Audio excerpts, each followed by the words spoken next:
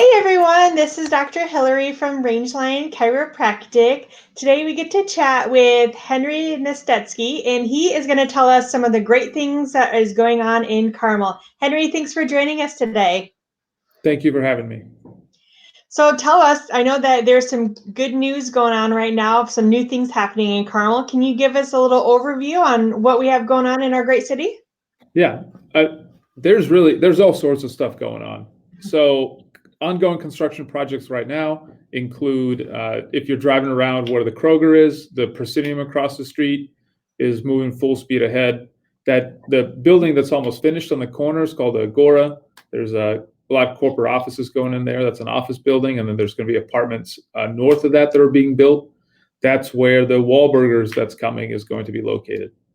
That project is really cool because all of it sits on a giant 700 space underground parking garage where you can't see the parking. It's really exciting. City Center is also being is moving ahead. Obviously, the Hotel Carmichael is being built there. That should open late July, early August. 122 rooms. Indiana's first autograph collection by Marriott Hotel. Totally boutique-y. The rates will not be high, but it will feel like it's luxury. Just south of that, Petcor is building a Playfair Holland, which is offices on the first floor and then apartments above that. Okay. It's really doing a nice job of framing out our center green. I look forward to people in the wintertime looking down from their windows on the Christkindl Market. It'll feel like they're inside a dense city. And obviously along US 31, there's a Zotec headquarters being built and the new Franciscan health center being built along US 31. And on Monday, we introduced a host of new projects as well in City Council. So they're still up in front of City Council for approval, but they include, for those of us that live on the east side, at 126 and Gray, at Brookshire Village Shops, a redo of that plaza that brings Needlers there. We've been looking for that grocer, that neighborhood grocer, for a long time. Nice. And in the central core, it includes at 116th and Rangeline, a large apartment project with a garage included that's free to the public, and retail and restaurants on the first floor. I know we've all been looking at that big hole in the ground for a long time at 116th and Rangeline. New for sale condos and townhomes just north of the Central Fire Station, just south of City Center, and a project for Lot 1. And Lot 1 is what we call the PNC site at the corner of Rangeline and Main. The reason we call it Lot 1 is because that was the very first lot in the very first plat of the city of Bethlehem. Oh. Probably everyone knows the legend of the city of Bethlehem, but our Carmel founding fathers once founded the city of Bethlehem, I don't know when, in the early 18 somethings. And then like 30 years later, the post office showed up to be the town's first post office. And the post office said, oh, what? There's already a Bethlehem in Indiana. You can't have two of them. So that's when we changed our name to Carmel. That's interesting. I had heard the story, but I didn't know the part about the post office changing it. So yeah, they're like, you can't also be a Bethlehem. Hey, okay, we'll change it. So that was the very first part of the city ever platted out. And so that's why we call it Lot 1. And it's a really small site. It's 1.8 acres. And the project that was introduced at council has office and for sale condos on top of the office, and a garage that's free to the public, and then apartments that wrap the garage so you don't see the garage from anywhere. And we're keeping the rotary clock on the corner and making a little intimate plaza for it. Really excited about all those projects. Hopefully council allows them all to move forward. nice. And that's kind of a summary of all the stuff going on. Yeah, that's a lot of good projects. Wow. Yeah, I am looking forward to a lot of them. I'm looking forward to seeing the hotel. I love the autograph hotels personally, like when I go stay places. So I'm excited to see it, even though I don't know I would stay in it living this close, but maybe we'll see. I have seen comments online about people making like a romantic weekend out of it, or just something different, even though they live in the city. That's It's true. it's cool. It's cool on the inside. It's really neat. So I can't Yeah. wait till the city sees it. Our residents can see it. Yeah, the pictures look great. I looked at those yesterday. Um, um, and then where can people go to look at these pictures and look at some of the information that you just told us? So there's a Facebook page called Around Carmel where the redevelopment department tries to post well, general news about the city, but also renderings and images and videos of different developments. So it can all be found on that. Around Okay. Carmel on Facebook. Well, I'll try to post that below. That way, if everyone's watching this later, you guys can know where to go and look if you haven't been following up with everything. How long have you been the director of redevelopment? It's I joined in November 2017, Okay. so not too long. Before, so more than 2 years, but not too much longer, 2.5 years. Prior to being the director, the redevelopment commission is when the state set up redevelopment commissions for each town, each city to have, and the way that the state set it up is there's 5 members or 6, 5 of them vote, 1 of them doesn't. Two of the 5 are appointed by city council, 3 are appointed by the mayor, and those are just citizen volunteers. They don't get paid. They just serve to assist. And so before I was the director, I was one of the commissioners appointed by the mayor while I had my real job at the same time. So I did that for about 2 years prior to being named the director. Awesome. Well, I was thinking, what do you feel like most proud of when it comes to Carmel, whether it be like the city itself or like some of the projects that you've done? Like, what really stands out in your mind?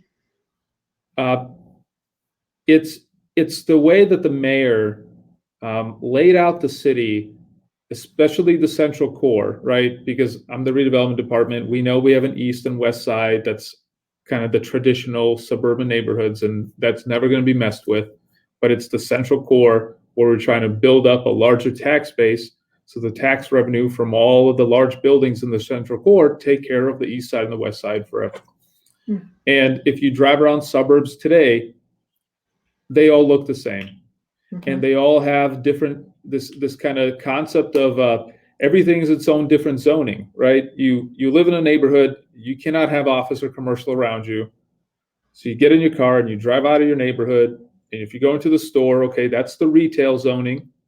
If you work in an office building, it's probably in the middle of a giant parking lot, and you're not allowed to have retail next to office buildings, so you got to get in your car to the office building. You get out of the office building, you get in your car, you drive to some sort of restaurant. I mean, that's suburbia today, and it is all pretty bland. And the mayor had this vision, along with some city councilors, to convert the Monon into a trail and start building out almost a European, pattern of mixed use along the trail. And this feeling that if anyone has traveled or lived in Europe, where you walk, or it's not just Europe, right? It's also the older American cities, Boston, New York, San Francisco, these cities that are really built before the car.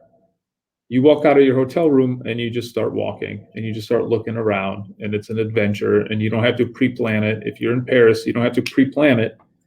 You just adventure out. Um, there's a guy named Jeff Speck that helps design cities and kind of was instrumental in putting our Midtown plans together. He's got this theory of walkability that says that people will walk instead of drive a car if the walk is safe and comfortable and convenient and interesting. If you have those 4 elements, somebody will walk instead of drive. By the way, you see this if you ever been to like a traditional strip center retail where you park on one end of the giant parking lot to go to the store you need, and if you need to go to the store on the other end of that parking lot, you jump in your car, you drive in the same parking lot, you park your car again, and you get out. These are concepts that are foreign to Europe because everybody walks. So along our central core, along the Monon, we have office and residential, apartments and for sale condos, retail on the first floor, restaurants, plazas, things to do. It's kind of revolutionary, and now everyone is trying to do it, and Carmel's 10, 15 years ahead of everybody else. And it's, that's that same feeling that I just described. When someone stays at the Carmichael, they can walk outside onto the Monon, they can walk north, and they can just look around. And we try to have, good architecture as part of these projects. So it's really revolutionary stuff for American suburbs that I think most people don't realize it. So that's, I'm lucky to work in an environment like that, and that hats off to the mayor for that. I noticed or at least I tend to get used to all the great architecture here and the statues and everything. And it's funny to see when people come visit how much they love it and they take pictures with things.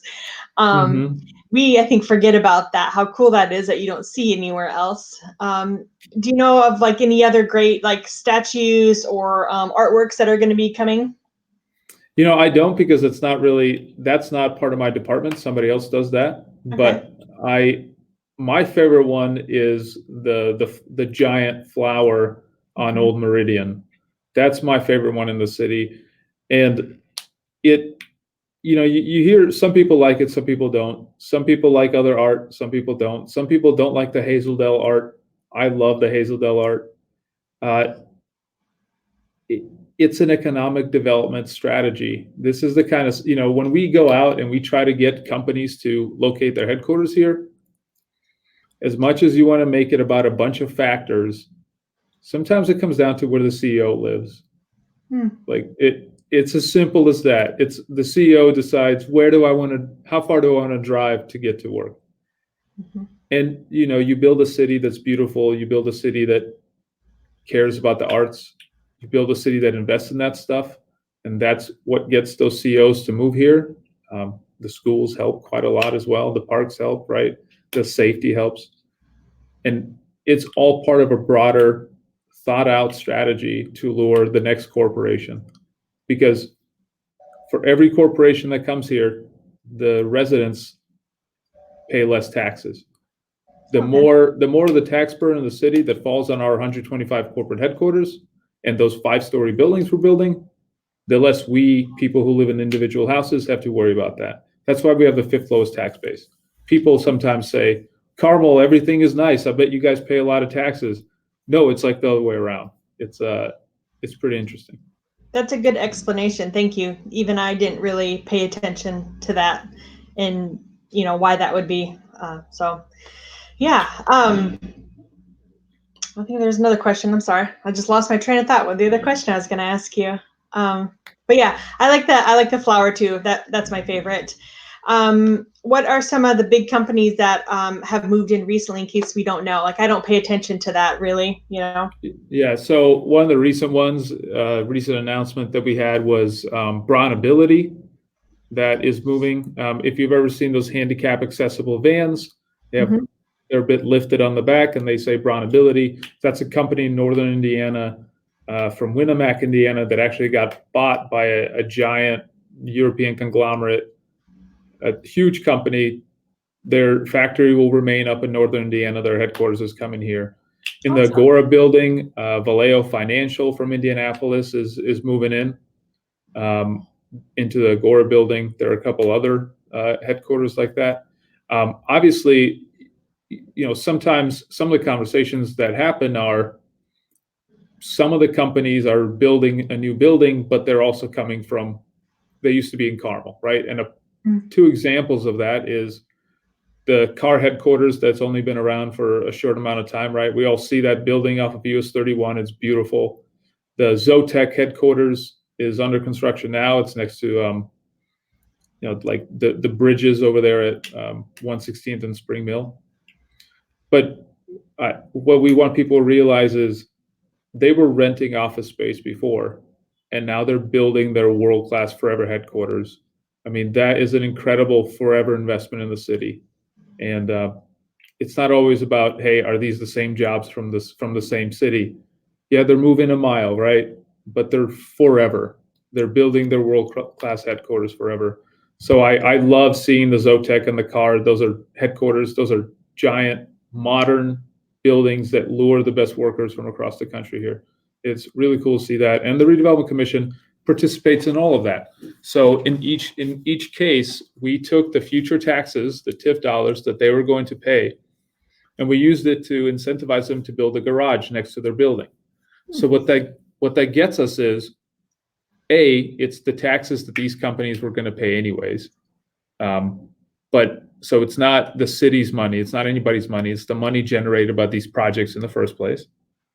But it also gets these companies to build garages. So now their project can sit on 3 acres instead of taking all those garage spaces and sprawling them out into 10 acres of parking lot around that company. We have some of that. It's the 1970s and 80s office buildings along US 31. But the new stuff being built, the corporations park in garages. So now that we're not wasting those 10 acres of land, we can put the next headquarters on it. Carmel has a finite space. We're not going to annex any more property. So now we have to be really smart about how we use our land area. Garages are the way to go. Plus parking lots are ugly and pay no taxes. Good points. Things that maybe some of us wouldn't think about. I know I wouldn't think about that. Awesome. Well, thank you so much, Henry, for coming on here and chatting with us about that. I'll post some links around Carmel underneath here for everyone to look up some of the great pictures and videos. And I appreciate your time today. Thank you for having me.